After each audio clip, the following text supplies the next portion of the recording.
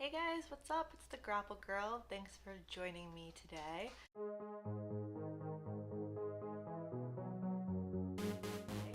So, I have such great news to share with you all. I've had a very eventful weekend.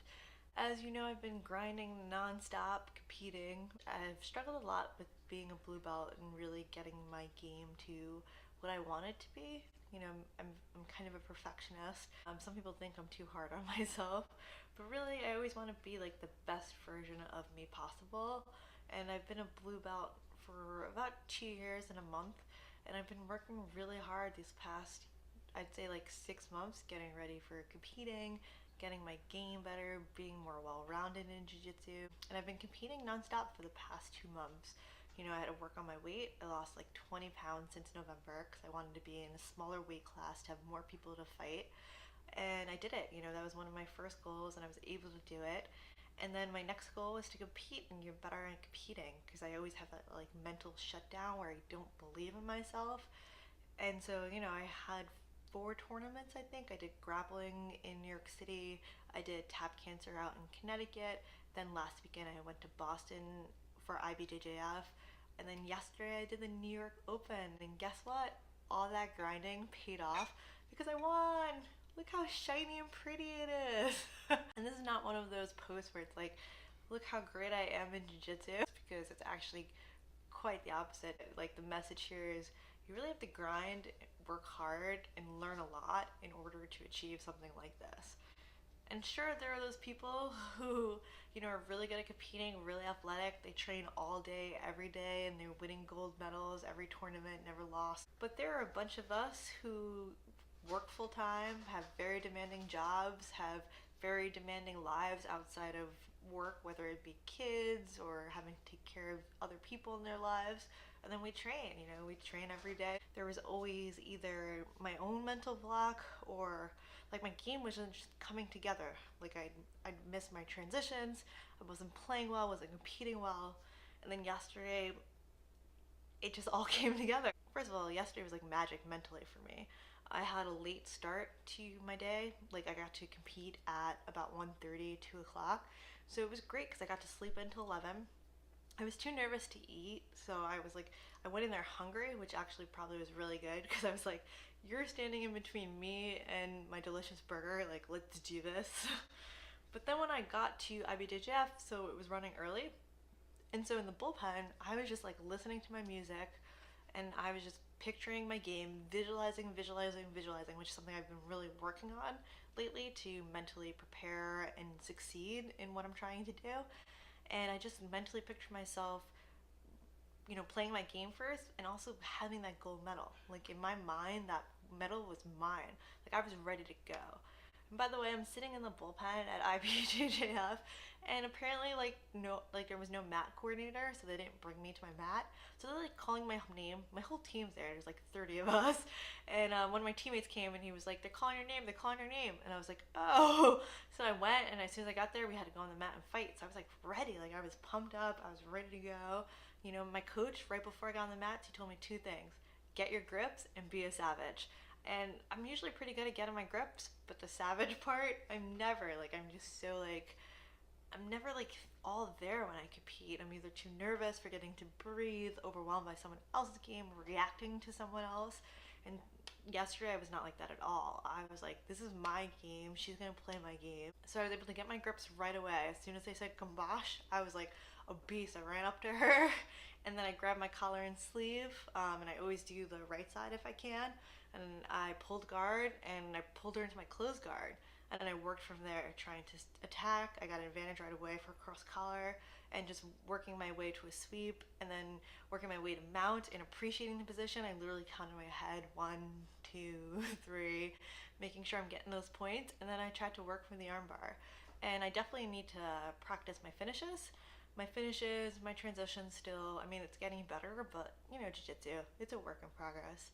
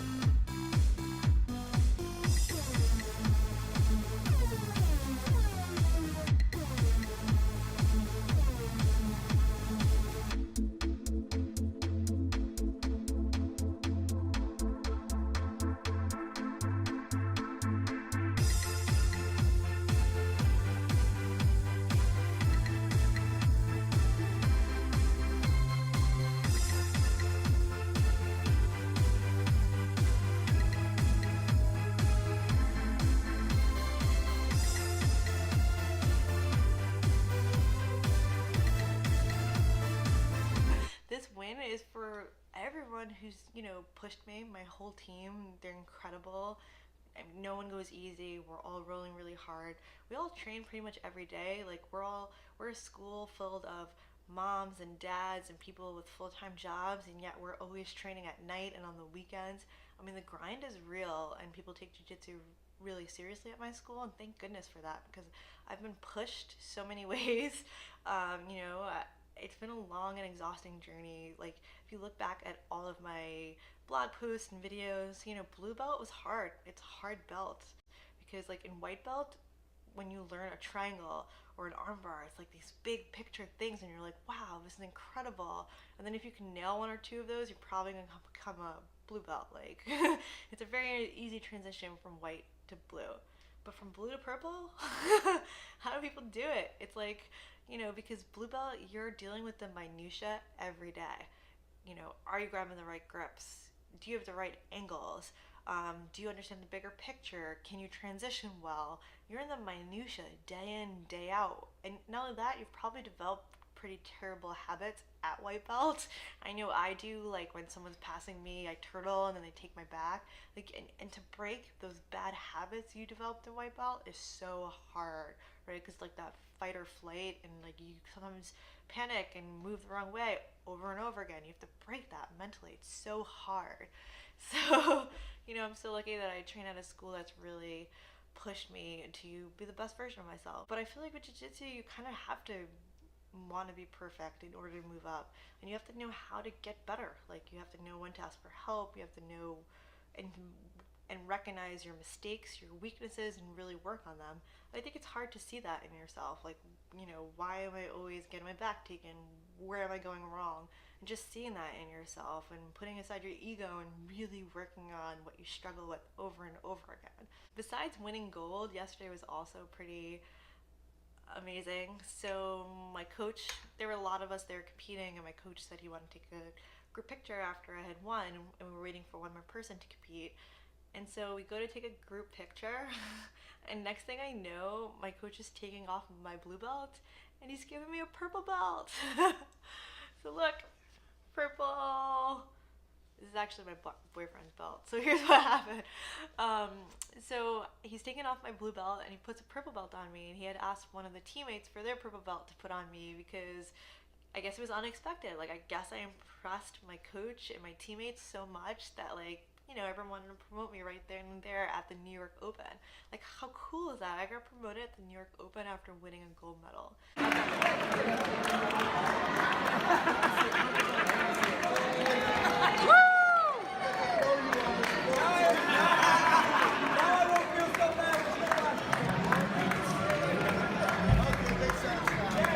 Accomplish.